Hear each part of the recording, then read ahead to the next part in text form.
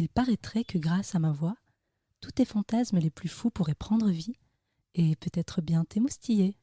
J'ai même entendu dire que si tu suis bien mes instructions, tu atteindras le 7e ciel sans jamais ouvrir les yeux. Je m'appelle Mina. Je suis Jade. Et vous écoutez l'épisode 12 du N'importe Q. Des câlins, Didier, des câlins. J'ai des tonnes de câlins à t'offrir. Déloque-toi. Tu retires tout, y compris le tampax. Ça manque un peu d'érotisme. Mais je ne suis pas une professionnelle, madame. Je fais ça pour développer ma personnalité. Vous savez, je les connais, les filles de votre genre. Oh, ben c'est joli ce que vous me faites voir là. Si on faisait une petite partouze. Oh, moi, plus de 3, j'ai jamais essayé. Pour ce nouvel épisode, nous sommes avec Alix, la responsable des podcasts et rédactrice ciné chez mademoiselle.com, un super magazine qui, je pense pouvoir le dire pour Jade et moi, nous a accompagnés pendant toute notre adolescence et qu'on continue de suivre encore aujourd'hui. Si vous ne connaissez pas Alix, allez écouter Laisse-moi kiffer et Afficher, son tout dernier podcast Mademoiselle, qui aborde le cinéma et les séries sous un angle féministe. Oh là là, j'adore, vous me faites ma pub. Comme je suis contente. Bonjour à tous. Comment tu vas ? Eh ben écoutez, ça va très bien. Je sais pas quoi vous dire parce que ça fait vraiment 1h30 qu'on parle en dehors de cette émission. Donc j'ai plus vraiment d'infos à vous donner sur ma vie, je vous ai un peu tout raconté. Non mais on a les infos de base. Bonjour et tu vas bien. Ouais, je vais très bien. Aujourd'hui, tu ne viens pas pour rien, parce qu'on s'intéresse à l'audioporn, cette pornographie 2.0 en plein essor qui fait frétiller les oreilles et bien plus encore.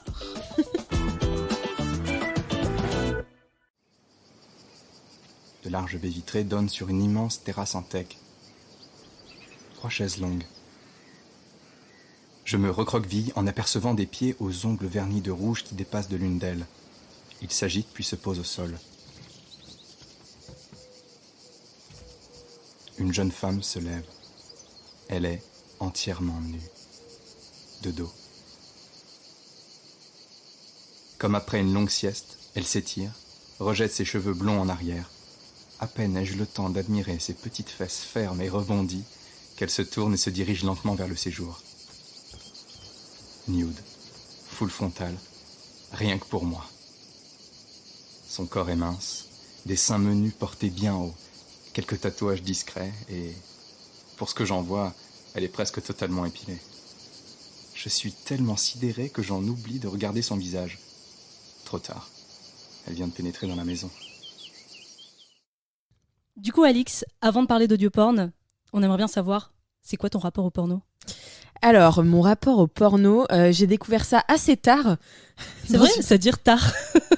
En fait, de manière assez étrange, parce que ça a été très tabou pour moi très longtemps, tout ce qui est masturbation, etc. Et en fait, je l'ai découvert un déjeuner. Je me souviens très bien. Ça paraît déjà improbable. C'est Avec le tonton bourré qui avait pris un verre de trop. Non, pas du tout, c'est bien pire. C'est mon frère et mon mec qui parlaient ensemble des pornos qu'ils regardaient et j'étais là, eh bien, je ne connais rien du tout. Et tu avais quel âge ? J'avais 16-17 ans quand même. D'accord, tu vois ? D'accord, ouais, ça va. Donc, et je me suis dit, faut peut-être que j'aille mater ce qui s'y fait, quoi. Mais non. Sinon, ouais, j'avais jamais regardé de porno. Aussi, avec ma pote, quand on était plus petite, quand on avait 6-7 ans, tu vois, on regardait des images de zizi sur... Les images qui s'affichaient ouais. tout doucement à la vieille époque d'Internet. sur Google, tu vois, mais à part ça, non, ouais, donc j'ai commencé à cet âge-là à peu près. Et maintenant, dans ta vie d'adulte, est-ce que tu en consommes régulièrement ou est-ce que c'est quelque chose qui t'attire pas plus que ça dans ton quotidien sexuel ? C'est par période un peu. Voilà, ça va, ça vient. Parfois, ça me dégoûte fort. Parfois, ça me plaît de ouf. Et ça dépend aussi beaucoup de sur quoi je tombe. Et voilà. Tu le consommes, quand tu le consommes, c'est sur des sites, les sites gratuits qu'on Ouais, Pornhub, Xhamster et compagnie. Tout à fait, ouais. Ok. La base. Et un petit tag préféré, peut-être ? Un petit tag préféré, mais moi en fait je suis vraiment je suis un peu comment dire, je regarde la première page, tu vois, et je vais pas forcément aller chercher les tags et tout, je sais pas comment dire, mais le porno je l'utilise vraiment pour terminer, tu vois, genre c'est pas un truc que je vais regarder pour je sais pas, ouais, c'est vraiment pour terminer. En gros, t'as envie de sexe à l'instant T, du coup, tu dis bon, allez, je Ouais. vais faire ça vite fait. Ouais, c'est ça, je me chauffe moi-même, tu vois, et après je fais là, allez, ok. Un petit cookie, on va conclure. Et aujourd'hui, on va parler quand même d'un sujet qui est un peu particulier, qui est l'audioporn. Comment est-ce qu'on pourrait définir l'audioporn ? Parce qu'on a déjà abordé l'ASMR dans N'importe Q, qui n'est pas du tout la même chose, comme on l'avait souligné en introduction de cette émission. Comment est-ce qu'on pourrait définir l'audioporn ? En fait, moi, j'ai trouvé ça assez marrant parce que de tout ce qu'on a écouté, j'ai trouvé qu'il y avait beaucoup de narration et peu de porno, en fait. Parce que le porno, t'es dans les baskets d'un voyeur, parce que tu regardes l'acte se faire, alors qu'en fait, dans l'audioporn, on te met un peu dans l'acte, tu vois. C'est l'histoire dont tu es le héros. Non, mais j'ai trouvé ça intéressant que ce soit un peu... On change un peu de perspective avec ça. Après, c'est aussi parce que t'as besoin des mots pour expliquer... Enfin, par rapport à une vidéo où oui. Tout est facile. Là, t'as besoin de longs mots, de longues phrases pour t'expliquer la situation. Donc. Oui, et en même temps, on en parlera, mais il y a certains qui proposent des ambiances. Alors, je sais pas dans quelle mesure c'est réalisé. Ça aussi, c'est une question que je me suis vraiment posée. Comment c'est réalisé ? Et moi, j'ai vraiment des bugs. Parfois, j'écoute ça et je suis là, ok, donc le gars est tout seul là dans sa chambre. Comment il fait ? Ou est-ce qu'il est en studio avec sa productrice derrière elle tu sais, tu te remets vraiment en question. Moi, j'essaie de synthétiser ça par deux choses principales qui sont, premièrement, des narrations dont tu es le héros. On va dire, oh oui, ma chérie, vas-y, touche-toi le sein, touche-toi ce que tu veux. Voilà, tu vois, un peu des jerk-off instructions. Ouais. Des guides de masturbation. Des joies. Tout à fait. Des joies. Et des lectures. Tu vois, c'est vraiment les deux trucs que j'ai le plus reconnus, soit du jeu de rôle, soit vraiment des lectures de textes érotiques, soit des classiques, soit des textes spécialement écrits pour te chauffer, mais en même temps, est-ce qu'une narration, elle n'est pas spécialement écrite pour te chauffer aussi, hein ? Puis dans ce qu'on a vu aussi, il y a assez peu d'improvisation. C'est pas, ça veut pas dire porn audio, c'est pas je pose un micro, je fais l'amour à côté en fait. Oui. Il parle toujours directement sur le micro. C'est pas juste capter avec du son un acte sexuel et le diffuser, quoi. Ça, c'est ce qu'on avait plutôt retrouvé dans l'ASMR. Ouais, de temps en temps. Après, il y avait vraiment des... Ouais, entre autres, ouais. Et pour cette émission, on a fait une petite sélection d'émissions et de podcasts qu'on a écoutés, qu'on a appréciés ou pas. Principalement francophones. Oui, principalement francophones, très peu d'anglophones, qui fera peut-être le sujet d'une deuxième émission. Un article de Télérama sorti en 2019 posait cette fameuse question: le podcast porno serait-il plus efficace qu'une vidéo X ? C'était une interview avec le podcasteur Son du Désir et c'était noté 2T. On va voir si on va lui attribuer 2T, nous aussi. Et pour commencer notre petite sélection, on a décidé d'explorer la base, les plus connus, ceux qui ont grandement contribué à le faire connaître et à le lancer en France, Vox et Cox, qui se définissent comme une invitation au plaisir pour clito-audiophiles. Donc là, c'est pour Vox uniquement. On est principalement sur des séances de masturbation guidées qui définissent comme imaginées spécialement pour clitoris fiévreux et les imaginations débridées. Et Cox, du coup, c'est pour les phallus, quoi. Et voilà, pour phallus audiophiles. Donc pour vous résumer un petit peu ces deux chaînes, Vox, c'est environ 60 épisodes. Donc Vox vient du latin la voix. Ouh là là. C'est ingénieux. N'est-ce pas ? Et XXX pour le sax. Et pour Cox, on est sur un contenu un petit peu plus récent avec 29 épisodes seulement. Donc c'est un projet qui a été lancé, en tout cas la date que j'ai, c'est depuis fin août 2018 que toute cette joyeuse petite entreprise a été lancée. Ça a été lancé par Olympe de G, qui est réalisatrice et qui a notamment réalisé pour Erika Lust, dont on a parlé dans l'épisode précédent. Oui. Et Léléo, qui est une camgirl, une artiste érotique, qui notamment a repris la présentation du Journal du Hard sur Canal+, qui remplace aujourd'hui Sébastien Toen, qui a été violemment viré par le grand Vivendi. Celui dont il ne faut pas prononcer le nom. Alors mesdames, qu'avez-vous retenu de Vox ? J'ai trouvé que Vox... En fait, je pense que Vox, c'est vraiment ce par quoi on entre dans l'audio porn. J'ai l'impression que c'est ultra connu, tout le monde en parle un peu. C'est le premier truc auquel on pense. Et ce que je trouve cool, c'est que c'est inclusif. Il y a plein de sexualités qui sont représentées. Il y a même des épisodes plus témoignages, plus politiques. Ouais. On a notamment l'épisode Rebirth d'Alexandra Sismondi qui... parle de sa reconstruction mammaire. On a des épisodes aussi sur la déstigmatisation des poils. Voilà. Après, c'est plus ou moins excitant. Du coup, moi, quand c'est politique, ça m'excite un peu moins. Du coup, j'ai l'impression plus d'être dans un témoignage, mais c'est hyper intéressant aussi. Et en fait, je trouvais intéressant cette séparation entre clito et phallus, plus que homme ou femme, enfin les trucs genrés habituels, quoi. Donc voilà. Il y a des trigger warnings aussi, qui sont sur les épisodes plus hard. Voilà. Mais ce qui était plutôt intéressant, enfin, j'ai essayé de catégoriser un peu tout comme d'habitude, et c'est que, tu vois, Vox, c'est des podcasts qui sont faits par des hommes et par des femmes. Et ce qui était un peu particulier, je trouvais, c'est que quand c'était des hommes, c'était de la chauffe. C'était vraiment de la chauffe, des « oh ma chérie, je vais te prendre par tous les trous ». Enfin non, même pas, c'est subtil, c'est vraiment... Ça a une consonance, comme tu le disais, très positive. Vox, c'est très friendly, très body positive. C'est vraiment dans cette vibe où tu viens dans un lieu, tu sais que c'est safe.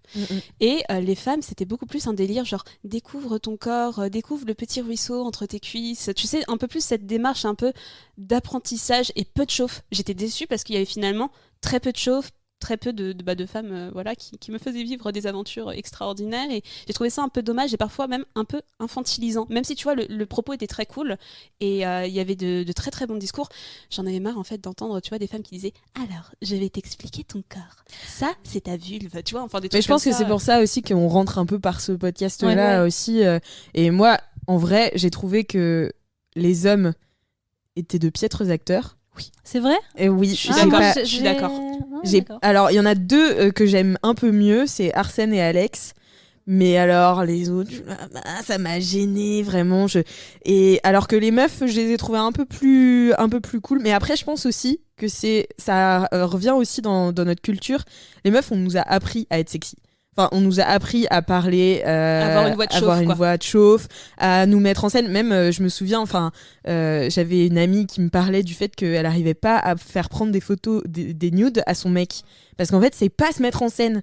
Alors qu'une meuf va plus savoir, j'ai l'impression, parce qu'on lui a appris, parce qu'on nous dit, de toute façon, tu n'es qu'un corps, donc il faut te mettre en valeur. Il va y avoir une gestion de la lumière, de la pose, et le gars, en retour, il va t'envoyer une vieille photo de son bas-ventre et de sa bite. Et voilà, et... Vraiment, en contre-plongée dégueulasse. C'est ça, et je pense que c'est peut-être pour ça. Enfin, après, je m'avance peut-être. Aussi, peut-être, parce que tu vois, les créatrices de Vox, c'est quand même pas n'importe qui. T'as Léléo, qui est une camgirl, et qui a fait beaucoup d'épisodes, j'ai l'impression, enfin, je dirais même un tiers du contenu, c'est Léléo. Donc elle a de la bouteille, si je puis dire. Olympe de G également, vu qu'elle était déjà un petit peu... elle connaissait le milieu, elle connaissait les codes. Donc je me dis que c'est pas non plus des actrices qui viennent de n'importe où, alors que les hommes, j'ai l'impression que c'est des nobody. J'ai pas plus cherché que ça, je suis pas sûre. Au contraire, moi perso, les filles, j'avais plus de mal par rapport à vous. Ouais, en fait, il y avait un côté beaucoup plus ASMR chez les filles, qui moi me parle pas du tout. Moi, quand on me chuchote trop près de l'oreille, où t'entends vraiment très distinctement les bruits de bouche, vraiment, ça me met un peu mal à l'aise.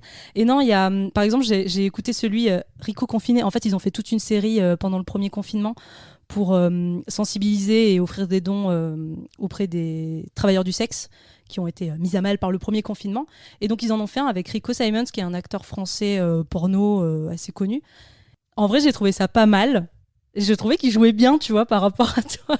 Je trouvais qu'il jouait plutôt pas mal. Je l'ai pas écouté celui-là, hein, donc c'est peut-être aussi... En fait, moi, ce qui m'a déstabilisée aussi, c'est le parler en français. Parce que moi, regarder du porno, souvent, je vais sur Pornhub et c'est de l'anglais. Et en français, vraiment, ça me fait bizarre d'entendre des termes français pour essayer de m'exciter, de parler de telle zone du corps. Et en plus, il y a un moment, je crois que c'est les Léo qui utilisent beaucoup le mot zézette. Et non, moi, c'est interdit. Tu sais, c'est comme mounette, c'est interdit. Il ne faut pas dire ces mots-là. Moi, il y a des mots que je déteste. Ouais. Et nénette et zézette, c'est vraiment des termes que je ne peux pas. Et ça, du coup, ça me coupe un peu. Moi, c'est fente. Vraiment, c'est fente. Minou, fente. Je suis très gênée. Ouais, mais en fait, c'est dur de trouver un terme de manière générale pour le définir de manière sexy. Mais est-ce qu'on n'est pas gêné parce que c'est français en fait ? Ouais, mais en fait, moi je me pose cette question aussi parce que... Non mais c'est vrai, même tu le vois dans les séries ou dans les films. Par exemple, là j'ai sorti un épisode d'affiché sur Lupin, qui est une série française qui a énormément marché à l'international, etc. Et on parlait des dialogues et on disait non mais c'est terrifiant tellement c'est gênant. Je me suis dit, est-ce que c'est pas un truc qu'on pardonne aux séries internationales dont on connaît pas la langue parce qu'on trouve ça sexy, et tu sais, c'est comme le fameux truc des Français qui vont à l'international, tu sais, t'es en mode hello, good morning, how are you, et on va faire oh my god, it's so sexy, et t'es en mode non, je suis franchouillard quoi, pas sexy, mais tu vois, c'est ce truc où en anglais on reviendra dessus peut-être un petit peu plus tard, mais c'était un autre univers. Franchement, c'était beaucoup plus chauffant, je trouve. Après, peut-être parce qu'on a aussi cette habitude de nous consommer du porno vraiment anglophone, alors que quand tu passes au porno francophone, oh putain, c'est dur. Ça devient tout de suite beauf, tu sais. Ouais, il faut un temps d'adaptation, je pense. Je pense qu'une fois que tu rentres dedans, tu finis par t'habituer à entendre le mot fente, chatte, minou, téton et Chatte, compagnie. moi, ça me dérange pas, tu vois. Moi, chatte, tu peux me le dire. Mais même verge, tu vois, même verge, je préfère qu'on Verge, dise c'est bite, cool. tu vois. Ouais, moi aussi. Ouais. Moi, je suis très chatte-bite. Hein. Pour revenir sur Vox, je trouvais que même au niveau du contenu, c'était toujours à peu près les mêmes actes sexuels et j'étais assez déçue. C'est, tu vois, vraiment, je te chauffe, je vais te toucher un peu les... Enfin, non, c'est touche-toi plutôt un petit peu les nichons, touche-toi un petit peu la techa et ensuite on y va, quoi. Mais j'étais un peu déçue, et sauf un épisode que j'ai écouté qui était fait par Darius, que je trouvais ne jouait pas trop mal, une bonne surprise. Et en gros, c'est de la péné masculine. Et j'étais trop bien. Enfin, vraiment, ça m'a un petit peu chauffé, quoi. Franchement, j'étais. Mais je crois que je l'ai très entendu, intéressée. celui-là. Ouais, c'était l'un des derniers. Ouais, il prend un plug, non Bah, des plugs et des doigts. Moi, je me souviens qu'il y allait au doigt. Enfin, que j'y allais, moi, au doigt, Ouais. apparemment. Apparemment. D'après ce qu'il me disait.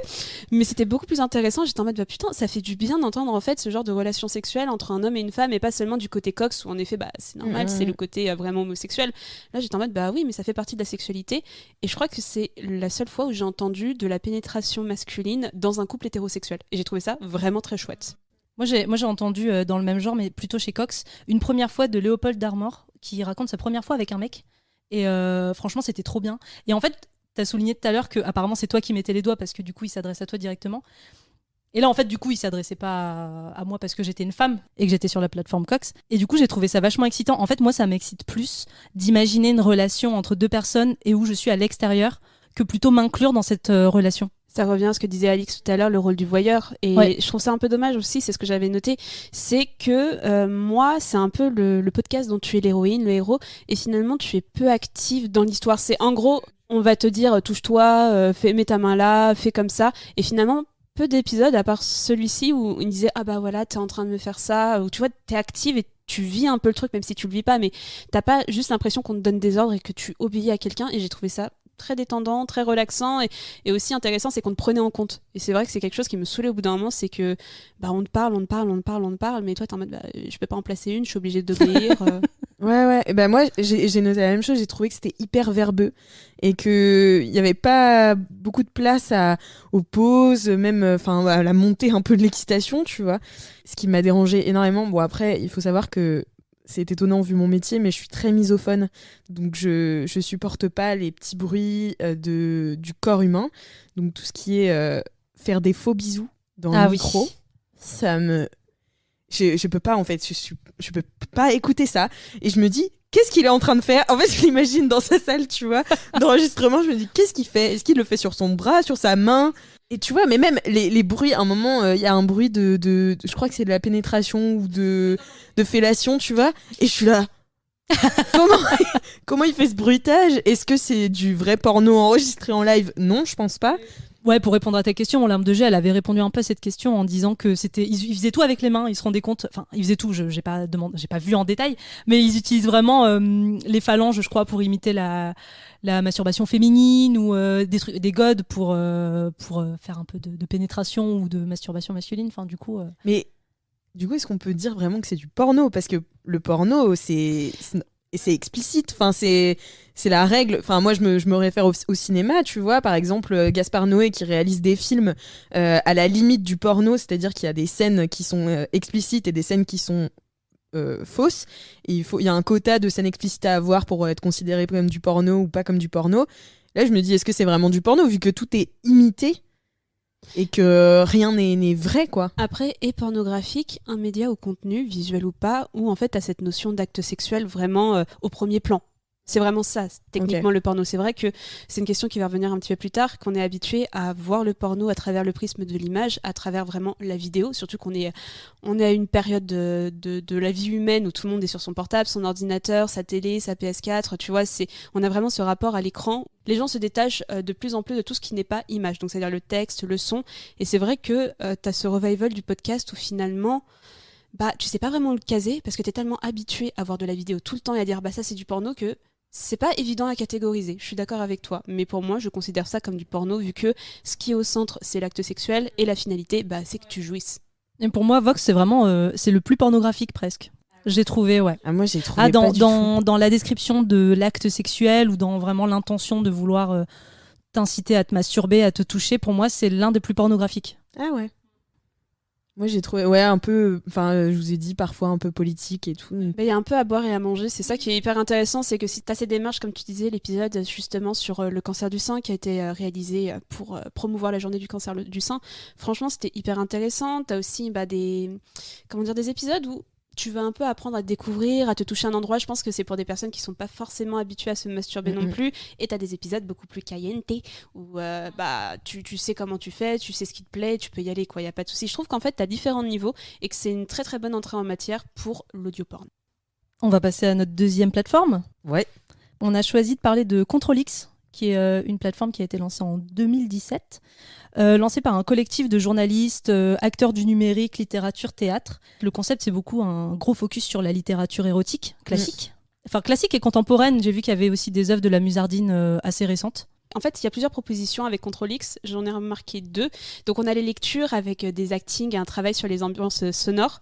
Et j'ai vu qu'ils avaient aussi lancé une série originale qui s'appelle Plus sexe la vie, qui est sur Audible, mais qui est payante. Et vu qu'on a payé quand même pas mal de choses pour cet épisode, je me suis dit que ce serait pour une prochaine fois.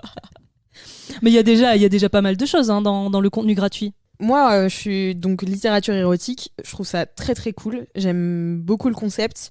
J'ai trouvé, par contre, que ça parlait beaucoup trop vite. Enfin, j'ai trouvé les lectures hyper rapides. Ça dépend lesquelles, je trouve. Ouais, alors je sais pas, j'ai peut-être pas écouté assez, mais vraiment, j'ai trouvé ça rapide. J'ai trouvé qu'il y avait pas beaucoup de setting de mood, quoi. Et moi, je l'ai comparé un petit peu au Verrou. Enfin, voilà, c'est pareil, c'est un peu de la lecture de littérature érotique. Et le Verrou, il y avait un vrai univers visuel aussi. Il y a un site qui est joli. Il y a une ambiance. Enfin, voilà. Moi, j'ai bien aimé ces deux-là. J'aime bien aussi la polyphonie avec plusieurs voix différentes. C'est mon avis.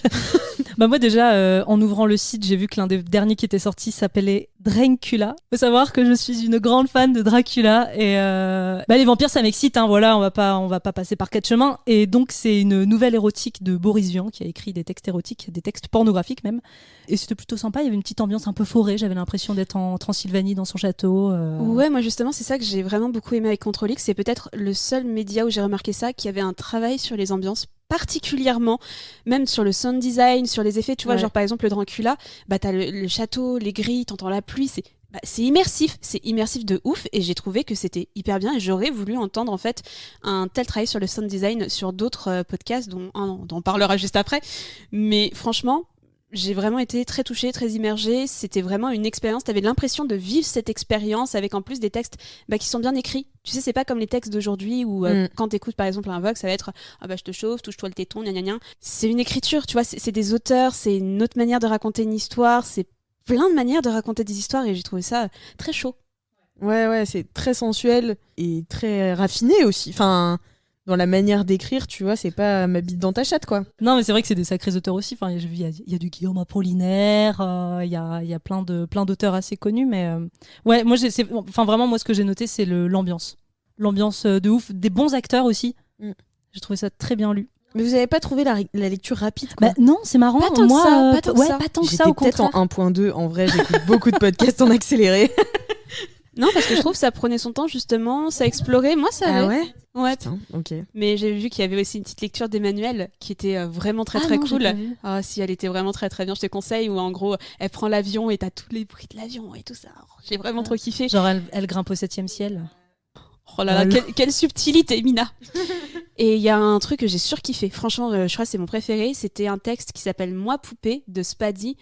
Et vraiment, mais un texte, il est magnifique ce texte, tu vois, ça me chauffait pas, mais j'étais en mode c'est bien écrit, c'est beau, où tu rentres dans une espèce d'antiquaire avec les bruits, à la fin t'entends plein d'horloges, t'imagines toutes les horloges qui sont les unes à côté des autres et qui sonnent tous en même temps. Enfin, j'ai trop kiffé, franchement, j'ai l'impression de voir la scène tellement c'était travaillé et j'ai adoré ça.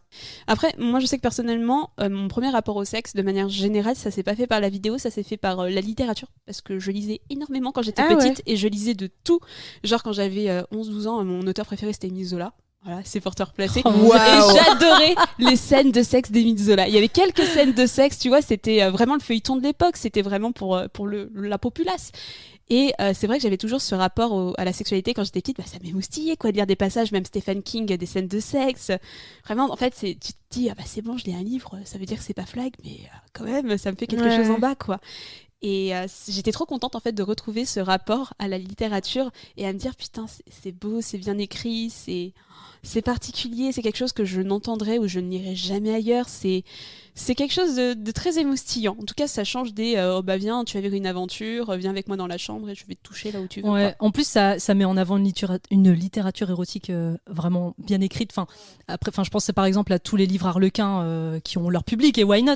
Mais bon, c'est un peu des romans à l'eau de rose, du sexe un peu à la 50 Shades et tout. Et là, on met vraiment des super textes, des super auteurs et ça fait plaisir d'entendre. Et des très bons acteurs, actrices aussi. C'est vrai qu'on n'a pas parlé d'eux, mais je trouve que franchement, les lecteurs et lectrices, rien à dire. Franchement, nickel, c'est validé 10 sur 10. Vraiment. Sauf la lecture trop rapide. Non, ou le 1.5 peut-être. Hein, Alix? Non, en vrai, je l'ai mis en x2, je comprends pas. Non, j'étais pas en 1.5, mais je sais pas, ça m'a un peu choquée. J'étais ah ouais, mais attends-moi, wesh. On n'a peut-être pas écouté les mêmes. Hein. J'essaierai d'en réécouter pour voir si vraiment. Ouais, moi pareil, ça me sème le trouble dans mon appréciation de Contrôle X. Je vais le réécouter. Mais moi vraiment, c'est un de mes préférés pour le coup. Ouais, moi je crois que ça a été vraiment la découverte. J'avais jamais écouté Contrôle X.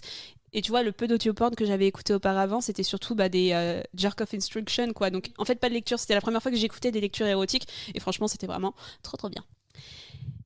Et pour cette émission, on a également écouté un autre podcasteur qui a quand même un sacré succès dans le milieu de l'audioporn aujourd'hui et qui est le fameux Son du Désir. Donc Son du Désir, c'est un podcast qui est fait par Alexis et qui existe, si je ne me trompe pas, depuis avril 2019. En tout cas, c'est la date de diffusion du premier épisode. Donc j'ai noté un petit peu la promesse telle qu'elle était sur son site. Une série audio érotique aux valeurs féministes. Imaginez une fiction audio dont vous êtes l'héroïne, découvrez un amant sans visage, attentionné, sensuel et romantique. Passion, égalité et plaisir sont les 3 mots qui définissent cette série d'un nouveau genre, le nouvel érotisme. Alors on pense quoi du nouvel érotisme, mesdames ? Alors peut-être que nouvelle est pas le mot le mieux choisi. Je suis d'accord.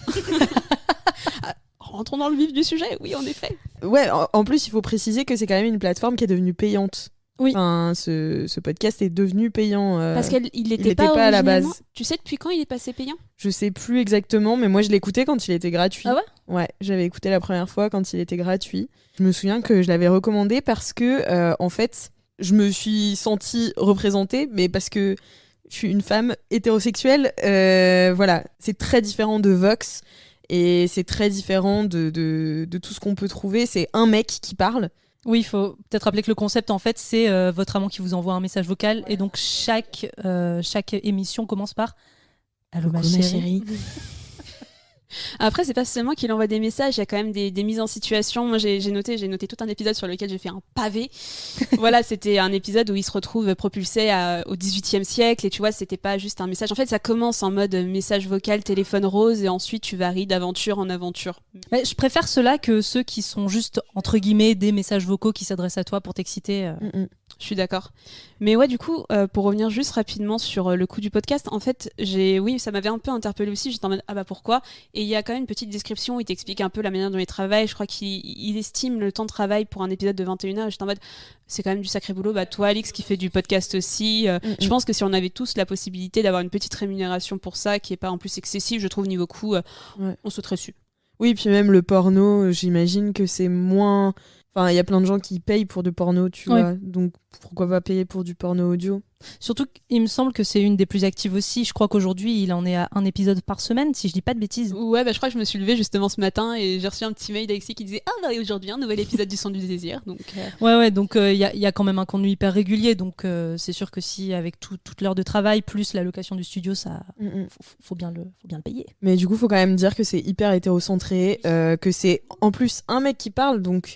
Si t'aimes sa voix, tant mieux pour toi, tu vois. Après, si t'aimes pas, c'est compliqué. Et en même temps, tu t'attaches, tu vois, à une voix, et donc t'as pas de visage, et donc tu peux un peu mettre tout ce que tu veux derrière. Tu vois, dans Vox et Cox, t'as des noms. Là, t'as vraiment pas de nom. C'est juste le gars t'appelle, quoi. Mais moi, je t'avoue que, tu vois, j'ai vraiment lu cette promesse. J'avais jamais écouté le son du désir auparavant, parce que c'était payant et que je ne m'étais pas abonnée auparavant. Enfin, pour moi, m'abonner à quelque chose que je ne connais pas directement, voilà, c'est un petit peu chaud. Et même, je crois, pour une période d'essai, faut payer.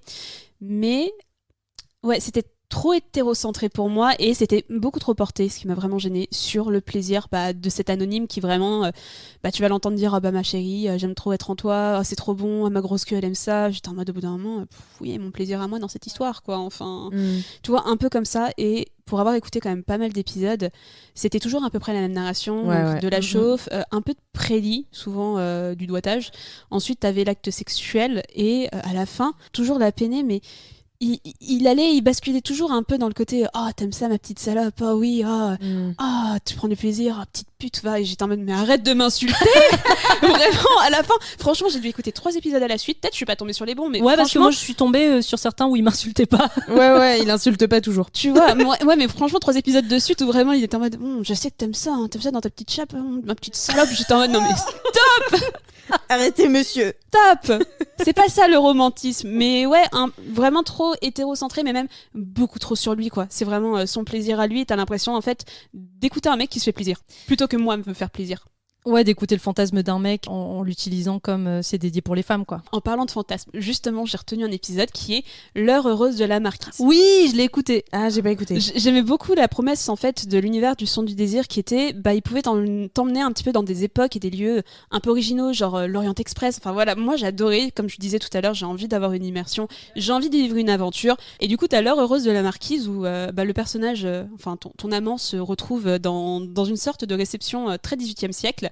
Très bien joué, avec une bonne ambiance et tout ça au début, et il se retrouve en fait dans une assemblée mais que de femmes. Il rencontre la marquise de l'Heureuse, où il lui dit écoute, c'est bizarre, je vois pas de mec. Et elle dit oui, mais parce qu'ils sont pas désirés en fait, c'est pour ça que tout le monde vous regarde, on n'avait pas envie particulièrement que vous soyez là.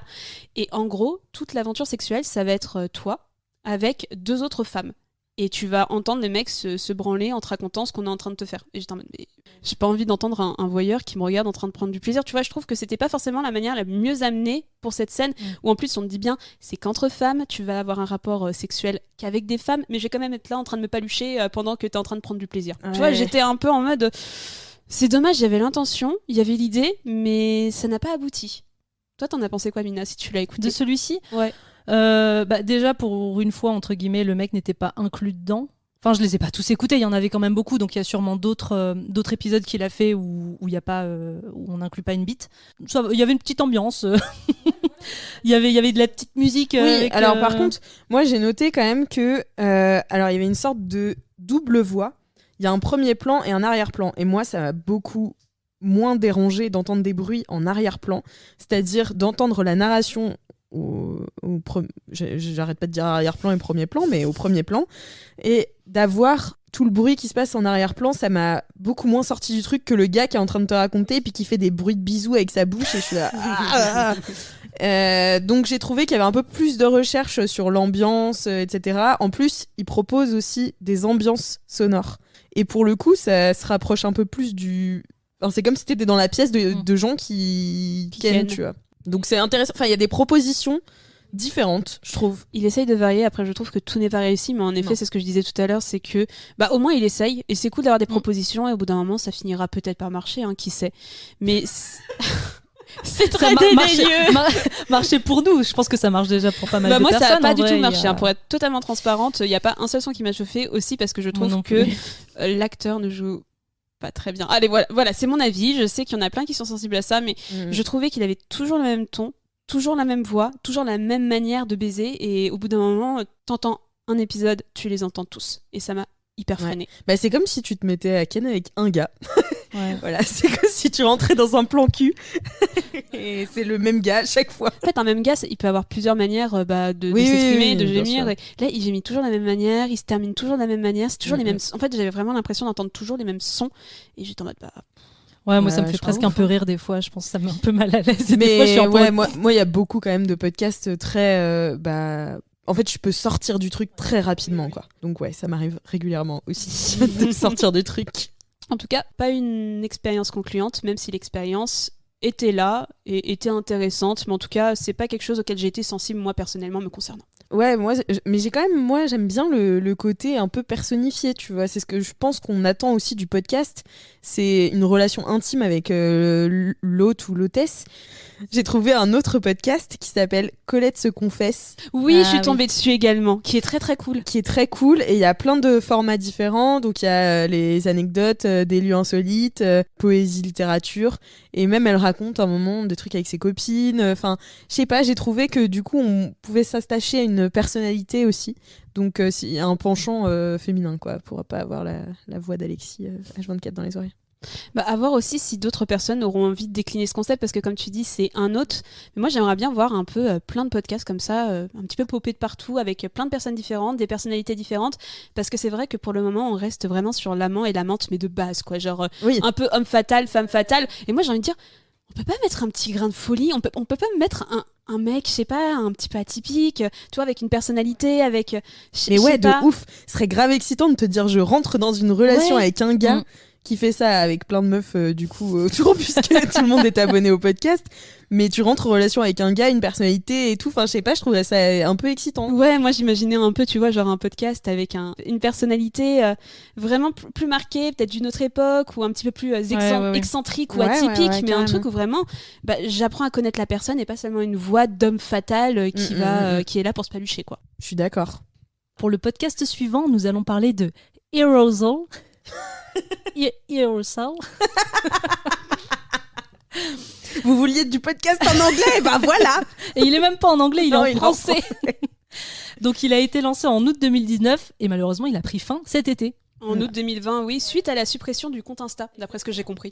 Leur page sur Instagram a été supprimée et du coup ils ont pas relancé. C'est pour ça. Parce que moi je les connaissais de leur compte Insta. Bah oui. Il est introuvable aujourd'hui, ouais. On voulait quand même en parler parce que c'est un concept collaboratif qui est plutôt original, qu'on n'a pas sur ce qu'on a évoqué avant. C'est vraiment des porncasts, ils appellent ça, qui sont écrits et interprétés par la communauté. C'est gratuit, ça dure de 1 à 10 minutes environ et il y a vraiment de tout. Ah bah ça.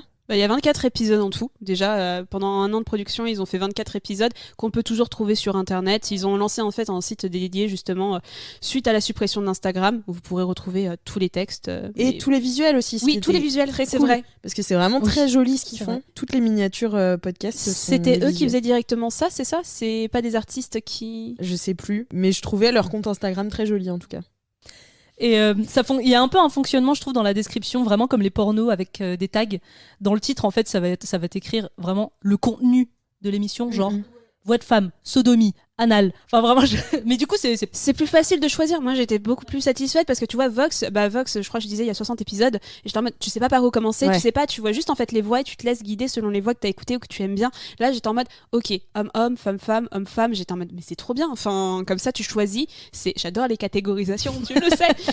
Mais c'était très pratique. Au moins, tu savais où mettre les pieds. Et quand je voyais un tag qui me plaisait pas, j'étais en mode, ok, c'est pas pour moi, je perds pas mon temps à écouter. Enfin, tu vois, j'aime cette catégorisation. Mais t'as dit homme-homme, mais je trouve qu'au final, on a quand même beaucoup d'hétérosexualité dans tout ce qu'on écoute. On a vraiment beaucoup de... Oui, parce qu'on n'a pas trop expliqué ce que c'était que la collaboration, mais en fait, c'est des textes qui sont écrits par des gens, et en fait, on pouvait poser soit sa voix dessus, soit les autres pouvaient collaborer en mettant leur voix sur un truc déjà écrit. C'est ça. Je trouve le concept hyper cool. Après, c'est trop dommage qu'ils aient dû arrêter parce que je pense que ça pouvait se professionnaliser encore et parce que c'était très inégal quand même. Moi, je vous avoue que, alors, le concept 10 sur 10, les textes 10 sur 10, mais il y a un truc qui m'a vraiment sorti du truc, c'était la qualité des enregistrements. Mais oui. Et en même temps, ça met une forme d'authenticité. À un moment, il y avait une meuf qui parlait, je pense, dans son téléphone. Et donc, ça s'entend, tu vois, que c'est dans son téléphone. Ça se voit qu'elle n'est pas dans une room ou quoi que ce soit. Et j'étais là, bah ouais, mais ça fait vraiment porno amateur, tu vois. Bah après, tu vois, c'est cool quand t'as un texte qui est vraiment centré sur quelque chose qui est vraiment censé être amateur, qui est vraiment censé être raconté par monsieur et madame tout le monde, c'est très cool. Mais quand tu commences à poser un concept...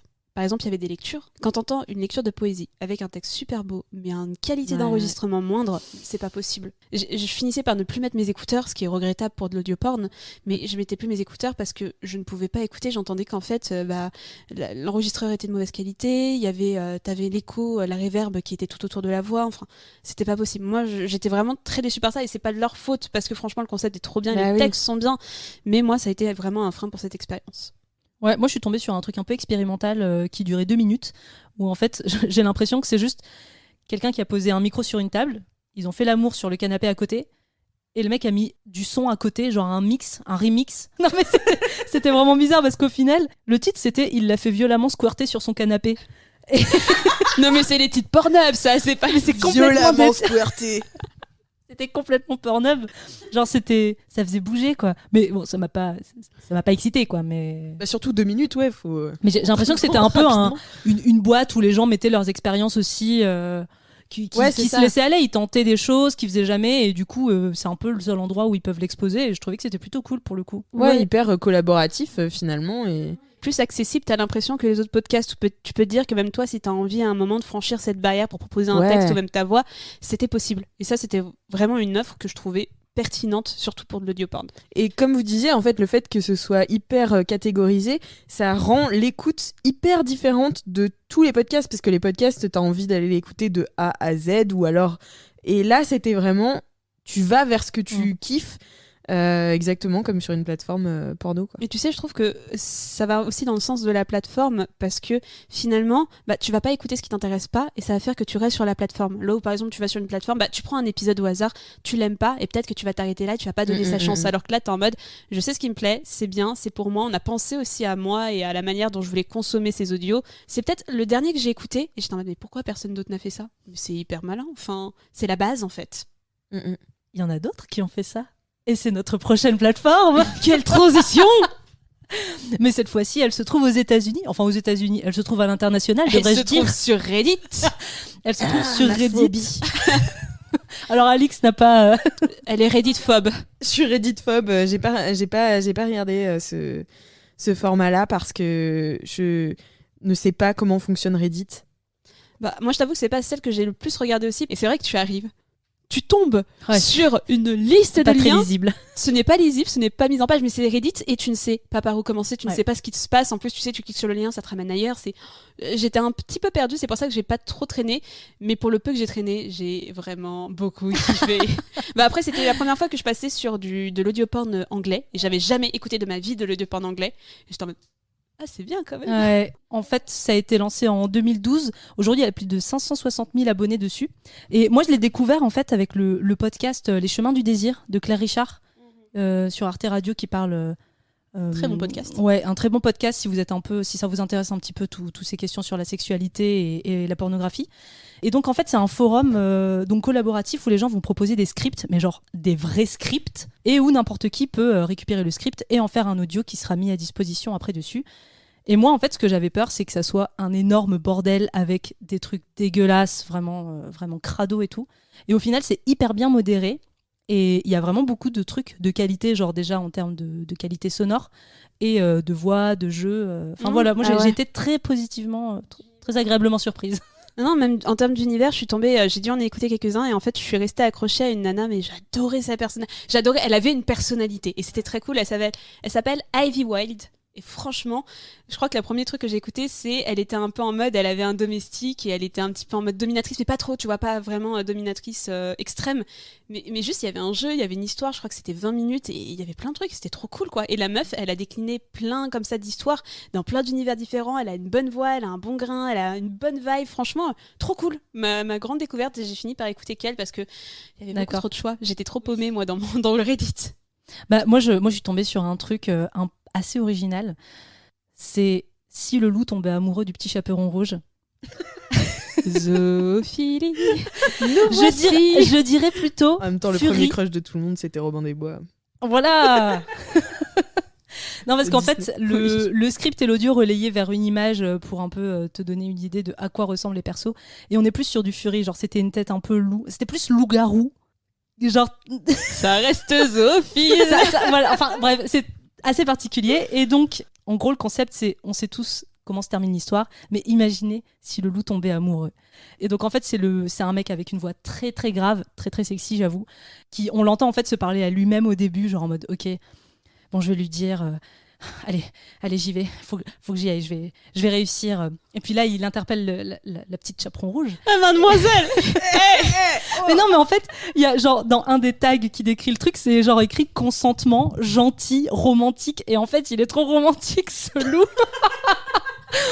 Et il dit non mais t'enfuis pas, pourquoi tu m'évites, je suis très sympa, dès que j'ai vu ta cape rouge, j'ai été séduit. Et donc en fait il y a pas la voix il y a pas le petit chaperon rouge qui répond, et ça dure 30 minutes. Et voilà, je trouvais qu'il jouait très très bien, et il y avait genre vraiment des bruits d'ambiance de forêt. Et la meuf ne répond ça. pas, il y a pas de meuf qui répond. Non mais en fait dans ce qu'il raconte, on sait ce qu'elle répond, tu vois. Franchement, c'était bien joué.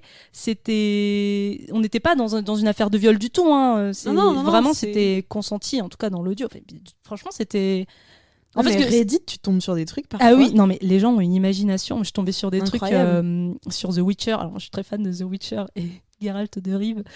Et il y avait des trucs là-dessus. Enfin, en fait, il y avait beaucoup plus de fantaisie sur Reddit. Bah ça, de manière générale, j'ai l'impression, on va peut-être revenir dessus sur les autres sources, parce qu'on n'a pas été chercher de l'audio porn que sur des plateformes de podcast. Moi, j'étais seulement chercher à côté sur Pornhub. J'ai vraiment genre tapé audio porn dans Pornhub, voir un peu ce que ça donnait. Et en effet, même quand tu passes de l'autre côté de l'Atlantique, donc dans les Amériques, c'est beaucoup plus fou en termes de propositions, même les podcasts. Parce que tu vois, je me suis intéressée, je me suis posée, j'ai tapé audio porn anglais podcast. Il y a plein de propositions, il y a plein de trucs. Je crois qu'il y a un podcast, je veux trop l'écouter, qui te plonge dans un univers d'épisode en épisode pour de l'audioporn. Donc genre Star Wars, Star Trek, Le Seigneur des Anneaux, Harry Potter, Game of Thrones. Et tu vois, c'est vraiment un podcast qui existe, qui est vraiment sérieux, et c'est de l'audioporn dans plein d'univers. J'étais en mode, putain, mais pourquoi on fait pas ça en France ? Pourquoi est-ce qu'on reste sur le concept de l'amant, l'amante qui dit « Oh oui, rejoins-moi à l'hôtel sur le parking. Oh oui, c'est foufou. » En même temps, en France, on a beaucoup de retard au niveau podcast, donc je me dis que c'est peut-être dû à ça aussi. Même le fantastique, c'est pas un truc en France qui est hyper valorisé. Mais tu vois, c'est ce qu'on disait en fait. Les séries de science-fiction en France, ça a du mal à arriver. Tout ce qui est, en fait, il y a un style très français même dans l'imaginaire cinéma. Et moi, est-ce qu'un podcast porno de Game of Thrones, mais avec du français dedans, j'y vais. Pas forcément ça, mais tu vois, essayer de pousser un petit peu, de créer un univers, parce qu'en effet, ça non, reste anglophone, mais je pense qu'il y a moyen de repousser un peu les barrières et pas rester sur du « ma chérie, viens à l'hôtel, on va passer une nuit de folie ». Et de l'autre côté, on me dit « Ah, viens dans la comté, on va s'amuser ». Je fais moi, je fonce dans la comté direct. Ah oui, mais pas pareil, j'ai foncé dans la comté et c'était très très cool. Voilà, on a du retard en France, et je me demande si un jour, en fait, il y aurait quelqu'un qui aura les couilles de dire « Vas-y, je vais faire de l'audio porn et je vais faire de la fantaisie avec plein d'elfes, des orques, des trucs comme ça ». Franchement, je trouverais ça hyper audacieux et j'irais écouter direct, quoi. Ah oui. De ouf. Il y a aussi ce côté, moi ce que je trouve intéressant là en France, c'est que les premiers podcasts porno sont des podcasts safe. Enfin, il y a toute une réflexion autour du safe et du consentement et de tout ça. Enfin, c'est assez impressionnant, je trouve. T'as l'impression qu'en fait on prend l'audioporn avec des pincettes. Tu sais, on a envie de te dire ah, c'est de l'audioporn, mais c'est pas de l'audioporn. Hein. Vous inquiétez pas, vous excitez pas, c'est pas du porn. C'est, tu vois, t'as un peu cette sécurité. Je crois que c'est Vox qui a vraiment amené le truc en France particulièrement, où vraiment ça reste très positif, ça reste très féministe. On a l'impression qu'il y a toujours un petit peu ce. Tu peux parler de pornographie et de sexualité, mais il faut que ce soit féministe, faut que ce soit positif, faut que ce soit hyper encadré, hyper safe. Alors t'as envie de dire bah non, mais j'ai envie de me faire sauter le clitoris, laissez-moi me faire sauter le clitoris. Enfin, au bout d'un moment, ça suffit quoi. Soyons fous. Un peu plus de folie, ouais. Mais avec tout ça, on s'est un petit peu interrogé sur l'audioporn, ses dérives, ses pratiques. Et finalement, est-ce qu'on peut dire que le porno est forcément visuel ? Bah, déjà, le porno, les œuvres pornographiques existaient avant le cinéma. Enfin, la littérature, la peinture. Ouais, ça a toujours existé, mais c'est bizarre. Enfin, tu vois, on s'est posé la question d'émission avec toi, Alix, qui disait, bah pour moi, c'est pas forcément du porn, quoi. Tu vois, où tu disais, c'est pour ça que c'est intéressant d'approfondir et de se dire le porn ça date d'avant. Moi je parlais de mon rapport à la littérature, Émile Zola il existait avant Pornhub, tu vois, même s'il fait pas de porno, mais avant on avait quoi ? On avait Emmanuel d'Emmanuel Arsens, c'est 1965. Si on pousse plus loin, on a Histoire d'eau de Pauline Réage qui est sortie en 1954, et si on va pousser encore plus loin, on a les écrits du Marquis de Sade qui datent du 18e siècle. Oui non mais certes, mais c'était du porno. Oui, bien sûr. C'était le porno de l'époque, un peu dérivé, mais c'était le porno de l'époque. Et voilà, et si on pousse, avant les textes, il y avait aussi il y a toujours eu l'écriture, mais il y a eu la peinture, il y a toujours eu en fait une approche de la sexualité. Et en fait, c'est assez étrange de voir que le porno, on est en train de se réapproprier avec la voix et l'écoute. Après, pour moi, c'est juste une offre supplémentaire dans toute l'industrie du porno, dans toute l'industrie de la sexualité. C'est complémentaire de ce qu'on voit à côté avec le visuel, quoi. Ouais, mais en même temps, t'étais pas trop habitué à écouter du porno avant. Non. Et ça fait bizarre, hein. Alors, j'ai une anecdote. L'autre soir, je me servais de la compote et ça m'est venu. Vraiment, genre, j'étais en train de mettre mes petites graines de chia et j'ai fait « Oh, mais oui !» Parce que j'ai écouté ce que j'assimile à de l'audio-porn quand j'étais jeune, mais accidentellement. C'est une chanson de Donna Summer. Donc Donna Summer, grande image du disco, j'adore le disco, j'adore la fun, je trouve que c'est la meilleure musique du monde. Donc Donna Summer qui a fait Hot Stuff, Last Dance, Bad Girls, I Feel Love, plein de chansons comme ça, et qui a fait une chanson qui est très connue qui s'appelle Love to Love You Baby. Est-ce que vous connaissez cette chanson ? Putain, moi j'ai Pitbull, je crois, dans la tête. Ah là. Love to love... Non, c'est Got to Love You. Got to love ya, got to love ya. Non, Pitbull ou Sean Paul, je sais plus. Je crois que c'est Sean Paul. Je l'adore, Sean Paul. Mais voilà, il y a cette fameuse chanson qui fait Oui. Love to Love You Baby. C'est une chanson qui dure 16 minutes 49. Ah bon ? Et Mais où non. tu entends Donna Summer en train de gémir, d'avoir des orgasmes, en train de faire vraiment une chanson. C'est une chanson pour la ken. Je conseille à n'importe qui de ken sur cette chanson parce que c'est fantastique. Vous avez cette 16 chanson minutes est au ouf. chrono. Non mais cette chanson, elle est incroyable et tu l'entends, la chanson est bien, le rythme est bien, les paroles sont bien et tu l'entends en train de gémir en fond et parfois tu as des phases instrumentales où tu l'entends vraiment en train d'avoir des orgasmes et selon la BBC, ce morceau contiendrait 16 orgasmes. Et cette chanson a tellement provoqué des gros scandales que Donna Summer ne pouvait plus la chanter en festival parce que ça foutait le bordel. C'était pas possible. C'est tout le monde cassait tout le monde. La langue en public, attention. Ah non mais vraiment. Plaisir féminin. Bah non mais c'était la foule qui vraiment voulait aller sur faire scène. l'amour. Non mais c'est ce que je me suis posé comme question. Non, ils voulaient juste monter sur scène, tout le monde devenait dingue quoi avec. Mais écoutez cette chanson, elle est vraiment hyper sexuelle. Écoutée en 16 minutes. Hein. Elle est très sexuelle. Bah il y a une version courte qui est sortie, mais la chanson de base dure vraiment 16 minutes 49. Et je vous conseille de l'écouter parce que déjà le son est bien et franchement c'est du porn quoi, tu entends vraiment des gémissements, t'entends vraiment un roucoule, enfin un roucoule c'est pas un pigeon mais... Voilà, quand j'étais petite je me souviens que j'aimais beaucoup écouter du disco et j'écoutais cette chanson et je savais que c'était pas bien, tu vois, rien qu'en écoutant j'étais en mode il y a un truc qui va pas, si je la mets très fort sur mon radio cassette va y avoir des problèmes avec mes parents. Trop bien, je savais pas. Ouais, je vais clairement l'écouter. Ouais, moi aussi grave. La version 16 minutes s'il vous plaît monsieur. On se posait une autre question qu'on a un petit peu abordée déjà avant, c'est est-ce que l'audio permet une plus grande liberté artistique et narrative ? On l'a plus ou moins abordé notamment avec le fantastique sur Reddit. Bah ça le permet, mais ça ne l'est pas pris en France en tout cas. Enfin, moi j'ai trouvé que tout se ressemblait beaucoup déjà, même s'il y a des concepts différents, des idées différentes, etc. Ça se ressemble quand même beaucoup. Et je trouve qu'il y a une liberté à prendre et il y a vraiment un créneau. Ouais. C'est clair. Enfin, vous en parliez dans le dernier podcast, dans le dernier épisode sur Erika Lust. Le porno visuel aussi, c'est capable d'une grande esthétique et de beaucoup d'artistique. Donc finalement, je sais pas si ça peut être plus que visuellement. Je pense que ça l'est autant. Ouais. Je pense que ça dépend parce que dans le porno, de manière générale, tu vois, t'as plein de parodies, t'as plein de dérivés un peu fantastiques. Et souvent, je pense que la réflexion qu'on se fait tous, c'est putain, ça fait cheap, putain, c'est vraiment ces 3 bouts de carton, ces trucs comme ça. Alors que tu vois, avec l'audio, c'est beaucoup plus facile de créer une ambiance, c'est beaucoup plus facile de faire croire à quelque chose parce que t'as pas de visuel. Et le visuel, tout de suite, ça freine. Même prenons Game of Thrones. Moi, je voyais des trucs, je trouvais que c'était. Franchement, j'étais en mode c'est ni fait ni à faire, c'est pas très joli, ça me plonge pas dans l'univers. Alors que l'audio, c'est toi qui imagines, c'est ton imagination et ta seule limite. Et c'est vrai que je trouve que, en ce sens, l'audio pourrait être beaucoup plus puissant et beaucoup plus permissif que le visuel. Si je prends exemple avec la vidéo du loup et du petit chaperon rouge, elle aurait été faite. Tu l'imagines en visuel. Non mais voilà. Vraiment, tu vois ça sur Pornhub en hentai ou en 3D ou même avec des déguisements. Enfin, ça va être dégueulasse et ça va te couper l'appétit, si je puis dire. Que là, du coup, t'imagines. Enfin, après, t'as une liberté d'interprétation plus forte. Ouais, puis t'as pas la lumière bleue aussi. Enfin, faut pas oublier. Non, t'as raison. Sur les écrans qui sortent de nos écrans et qui est franchement pas très sexy, tu vois. Et regarder un porno, c'est.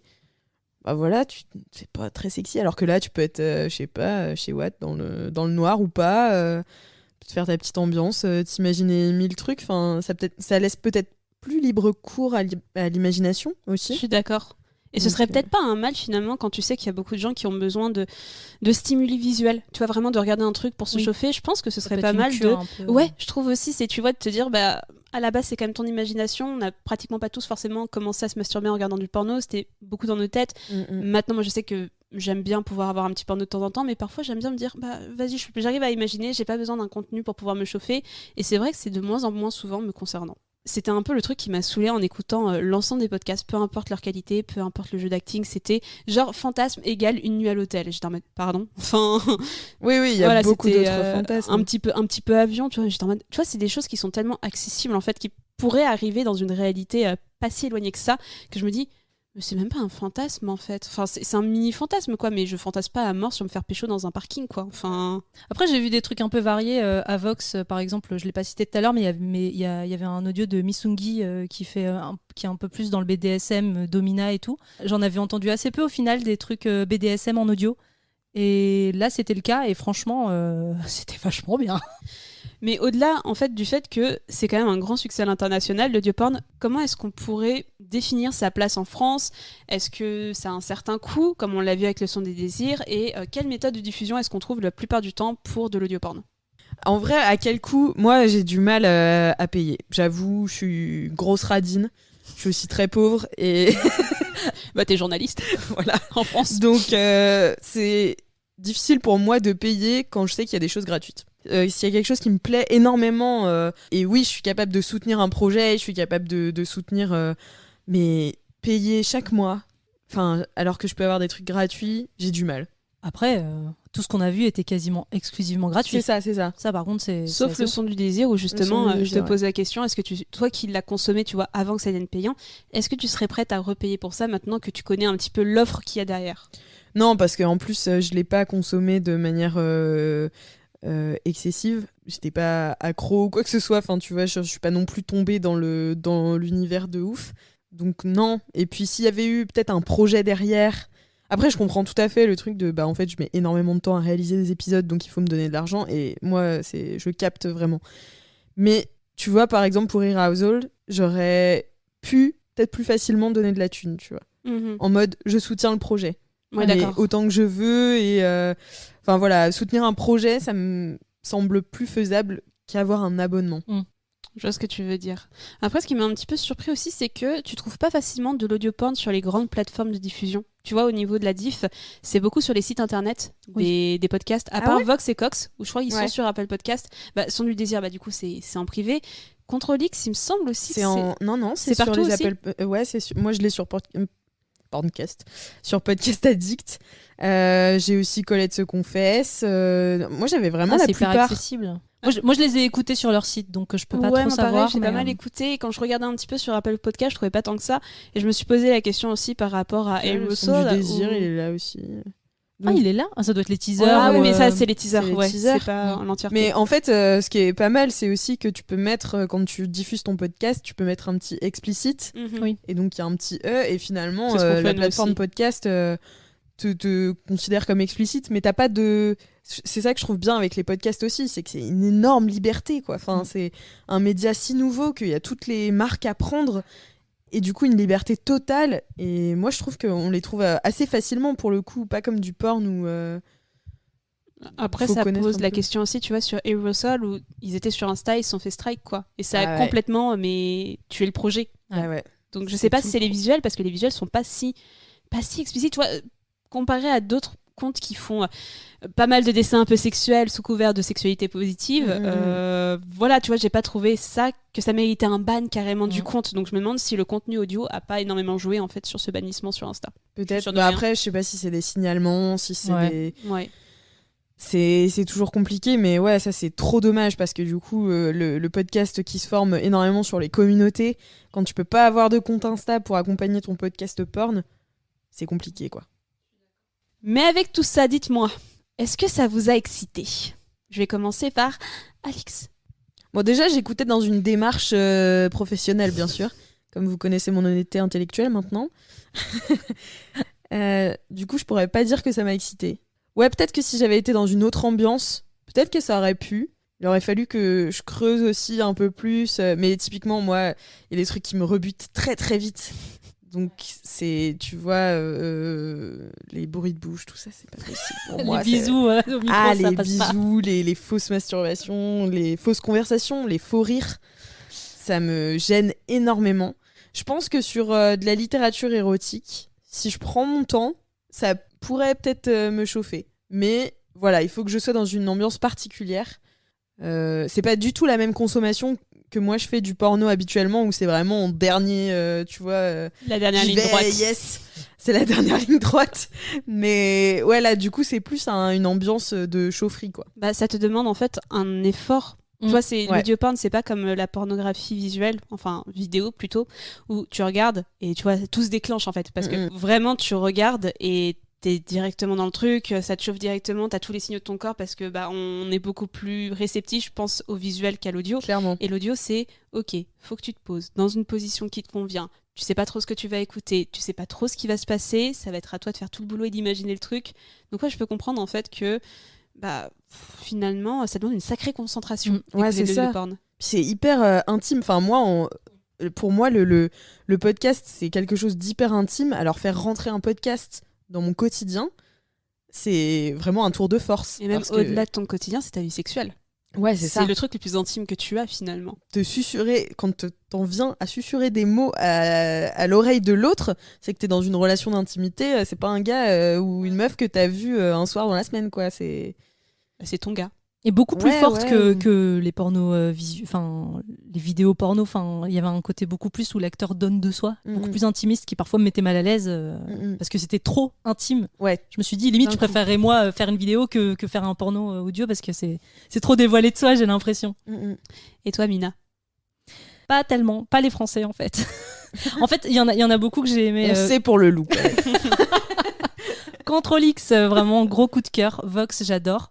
Je pense qu'il me faut un petit temps d'adaptation en fait pour passer de la vidéo à l'audio. Et je pense que je vais continuer d'en écouter parce que c'est accessible, c'est gratuit et ça permet d'alterner aussi avec les vidéos et c'est franchement pas mal parce que comme on l'a dit, c'est plus safe et tout.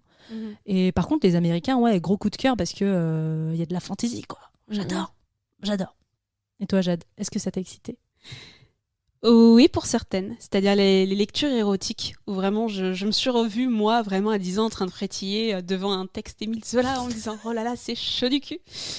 Et c'est vrai que j'ai beaucoup aimé les lectures érotiques, mais vraiment, Control X également, énorme coup de cœur. Mais vraiment pour tout le travail d'ambiance où ça rejoint exactement ce qu'on disait sur l'imagination, c'est que Control X me projetait dans un univers. Et c'est ce que j'ai retrouvé également avec l'anglais. Après, j'étais très chauffée par l'anglais parce que c'est un vocabulaire que j'assimile beaucoup plus facilement à de la pornographie et à une notion d'excitation. Donc, puis pareil, t'es dans un univers, en fait, t'es hors de ton quotidien quand t'entends de l'anglais. Totalement. Finalement. Des fois, je me dis, j'aimerais bien fucker en anglais. Honnêtement, ça doit être pas mal. Mais moi, parfois, je me dis ça aussi. Je me dis, si je déménagerais pas juste pour niquer. Il y a juste à prendre l'Eurostar, déménage pas. Ouais, mais maintenant, il faut un visa et tout. Y a plus, tu peux plus y aller avec ta carte d'identité, c'est plus compliqué. L'anglais, je trouve toujours le vocabulaire anglais lié au sexe beaucoup plus chaud, beaucoup plus, en fait, concis, et pas genre mounette, zézette, fan, tu vois, il y a moins de mots, c'est des mots plus évidents, c'est des mots qui vont droit au but, et c'est des mots, moi, qui me parlent davantage que le vocabulaire français, ou comme je le disais tout à l'heure, soit tu as un acting approximatif, soit c'est de la beaufrie, quoi, c'est vraiment, tu vois, c'est tape dans le fond, je suis pas ta sœur, et rien que ça me chauffe pas des masses. Mais j'ai envie de creuser, franchement, je pense qu'il serait intéressant, pourquoi pas, de faire vraiment un épisode focus sur des podcasts anglais, parce que rien qu'en listant tout ce qui existait déjà, et ça existe depuis une éternité, ça a l'air chaud, quoi. Alors que là, les podcasts qu'on a cités, j'ai l'impression qu'ils datent de 2018, 2019. Oui, c'est hyper récent. C'est hyper récent. Je suis tombée sur un blog, en fait, qui faisait un petit peu un constat de l'audio-porn, et qui disait en 2015 qu'il n'y a rien en France. Donc j'ai l'impression que c'est vraiment arrivé vers, comme tu dis, 2017, peut-être pour les plus tôt. Mais on avait dit quelle année pour Vox et Cox ? 2018, il me semble. Ouais, je crois. Ouais, c'est ça, tu vois, 60 épisodes, il n'y a pas beaucoup de trucs. Mais c'est vraiment tout récent, quoi, ça n'a même pas 5 ans. Donc je pense qu'il faut également laisser le temps au podcast français de se développer et pourquoi pas nous surprendre. Alix, merci de nous avoir accompagnés. Ça m'a fait vraiment très plaisir, c'était très intéressant et j'ai découvert pas mal de choses finalement dans les petites recherches. Merci à vous deux. Merci à toi. Est-ce que tu veux nous dire un petit truc, des projets à venir ? Allez écouter tous les podcasts de Mademoiselle, qu'est-ce que vous voulez que je vous dise ? allez écouter Laisse-moi kiffer, allez écouter Affiché, allez écouter Game of Thrones Mademoiselle. Tenez-vous au courant des actualités de Mademoiselle. On sort plein de podcasts en ce moment, donc ça va être très cool. Et c'est trop chouette. Et puis merci à vous de nous avoir écoutés. N'hésitez pas à nous envoyer un petit DM pour nous recommander vos podcasts érotiques préférés. Ça nous intéresserait beaucoup de savoir si vous êtes consommateur ou si l'expérience vous tente. Et si vous avez aimé cet épisode, n'hésitez pas à nous soutenir en mettant 5 étoiles sur Apple Podcast. Si vous voulez en savoir plus sur l'audioporn, vous trouverez toutes les références de l'émission dans la description de l'épisode. Rendez-vous sur notre Insta @n'importeq pour être au courant des prochaines émissions. Et d'ici là, on se dit à dans 2 semaines. Allez, ciao! Ariel, Julien, la route est longue, hein? Bon voyage, Maurice. Nous préférons rester ici. On va s'en donner à cœur joie. Salut, je vais me faire bourrer toute la journée, j'ai trouvé la queue qu'il me faut. Peut-être est-ce que vous la trouverez vous aussi. Hey, ciao.